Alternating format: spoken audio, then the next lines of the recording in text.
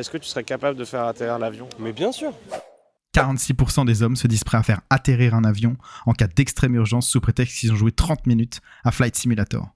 Si toi aussi t'es dans ce cas-là, alors lâche un avion en commentaire et laisse-moi t'expliquer d'où te vient cet excès de confiance. L'une des réponses se trouve dans un biais cognitif désormais bien connu, appelé l'effet Dunning-Kruger, ou plus modestement, l'effet de surconfiance, qui nous dit que les personnes les moins qualifiées ont plus de difficultés à reconnaître leur incompétence. On explique ce phénomène psychologique notamment par deux piliers. D'abord, le manque de référence, puisque l'on ne sait pas ce que l'on ignore, alors il est impossible de calibrer son niveau. Et ensuite, l'absence de retour. Sans mentor ou connaissance, on ne peut pas se corriger.